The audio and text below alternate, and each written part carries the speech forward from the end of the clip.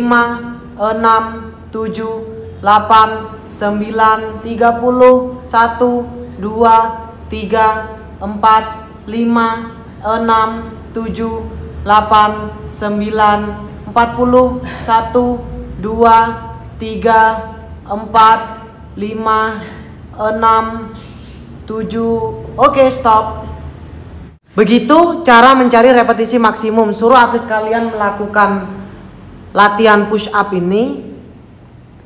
Tapi perhitungannya, jika form sudah jelek, maka segera hentikan. Itu adalah repetisi maksimumnya dia. Atau ketika si atlet itu sudah tidak mampu lagi melakukan repetisi berikutnya, itu adalah repetisi maksimum. Tadi kita mendapatkan repetisi sebanyak 46 repetisi. Oke, selanjutnya bagaimana cara menyusun program latihan yang benar? Kalian buat lagi tabel 30%, 35% dengan kelipatan 5% hingga menjadi 100%. Setelah itu kalian kalkulasikan repetisi maksimum yang sudah dilakukan Coach Reza adalah 46 repetisi. Kalian coba kalikan 30%. Setelah kalian menemukan hasilnya, suruh atlet kalian atau Coach Reza ini melakukan repetisi itu. 。Oke, next. Oke, yang selanjutnya daya tahan respirasi, endurance respiration atau daya tahan pernafasan. Intinya gerakan tersebut bisa dilakukan dengan durasi yang sangat lama. Tentunya dengan gerakan yang tidak terlalu kompleks dan tidak menggunakan high intensity atau tidak menggunakan intensitas tinggi. Kita gunakan dengan intensitas yang sangat rendah sekali. Karena kita berbicara program latihan untuk atlet, maka yang ada dalam kompetisi boxing, yang ada di kompetisi karate dan sebagainya itu adalah stepping. Jadi misalnya stepping seperti ini. Mungkin ini bisa kalian lakukan 10 menit, mungkin 20 menit, 30 menit, tergantung atlet kalian. Atau karena kita membahas tentang pukulan, otomatis endurance respiration-nya berhubungan juga dengan pukulan. Itu akan lebih efektif. Jadi contohnya mungkin bisa seperti ini. Mungkin bisa kalian instruksikan atlet kalian untuk melakukan gerakan jab strike, kombinasi seperti itu tanpa berhenti dengan sangat ringan, melatih endurance respiration-nya dia. Next.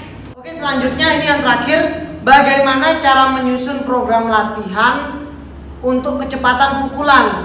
Nah, ini yang paling penting. Ingat, sebelum menyusun program latihan, tetap kalian harus analisis dulu. Itu cabang olahraga apa? Mayoritas gerakannya itu seperti apa? Karena untuk menyusun program latihan dalam hal kecepatan ini, yang perlu kalian ketahui 3 hal ini. Komponen biomotorik pada kecepatan atau speed itu tadi, itu masih dibagi lagi menjadi 3. Itu kecepatan sprint, artinya kemampuan atlet berlari lurus dengan durasi yang sudah ditentukan. Yang kedua, speed reaction atau kecepatan reaksi. Artinya kemampuan atlet untuk mencapai suatu rangsangan.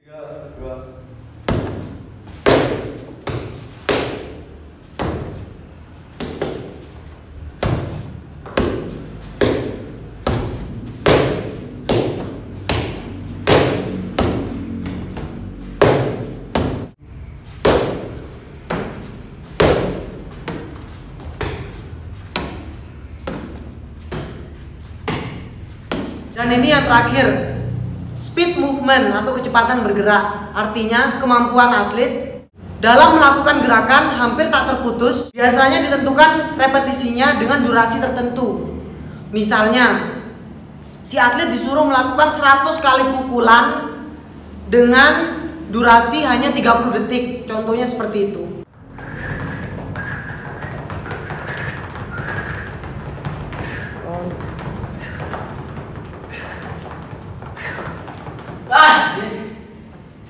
Lalu bagaimana dengan gerakan pukulan? Jika dalam boxing atau bela diri tertentu, pasti ada di semua aspek yang saya sebutkan tadi. Tapi jika kita hanya bicara tentang pukulan, 3 aspek yang saya sebutkan yang paling masuk akal adalah hanya 2, yaitu kecepatan bergerak dan yang kedua adalah kecepatan reaksi. Oke, itu video dari saya. Jangan lupa like dan subscribe dan share ke teman-teman kalian supaya teman-teman kalian mengerti bagaimana cara menyusun program latihan yang baik. Dan jika mungkin kalian ada opini tertentu, silakan bisa komen di sini. Mungkin kita bisa saling sharing nantinya.